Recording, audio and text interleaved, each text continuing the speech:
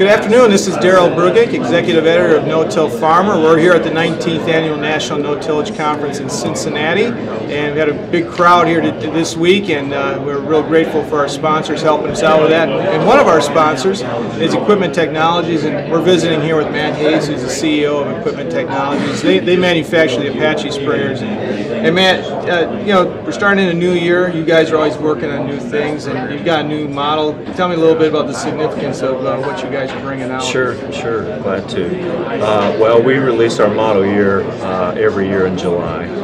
So right now we're in our model year 2011. That was released last July.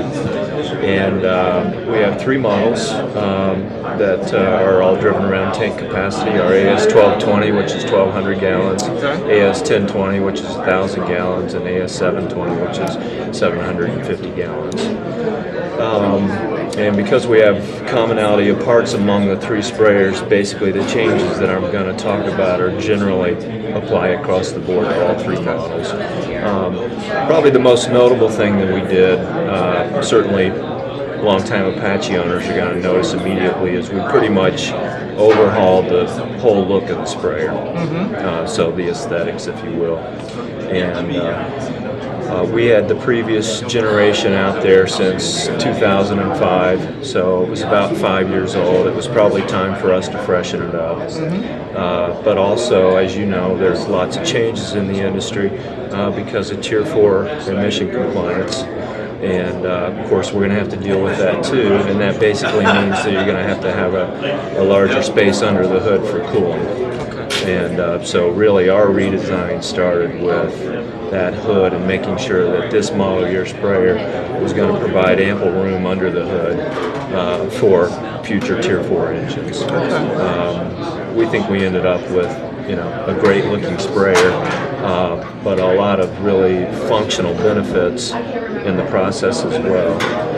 We have a larger cab now. We have a quieter machine. We extended the wheelbase and extended the width of the frame some too, and that has added up to an even better ride.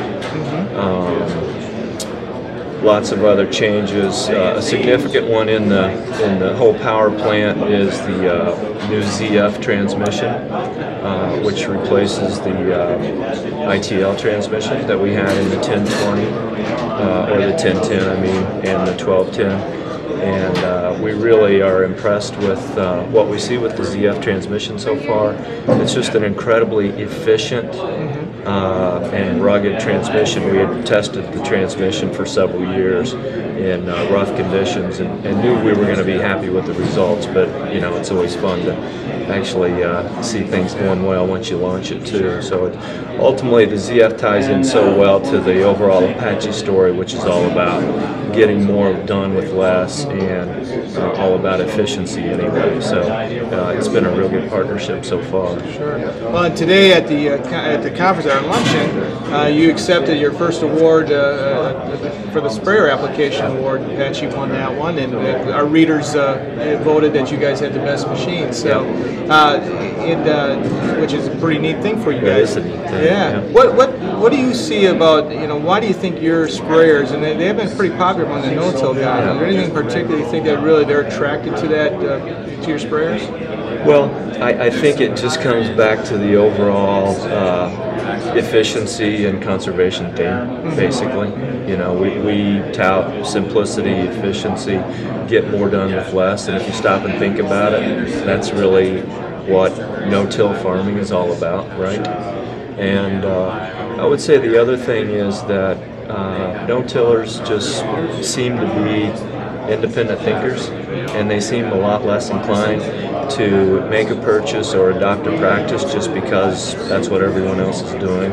And when you're a relatively small manufacturer fighting against the likes of John Deere and Case and others, those are the kind of guys that you're looking for. Those are the kind of guys that we really built our business on. So I think there's just sort of a real connection there from an overall world viewpoint.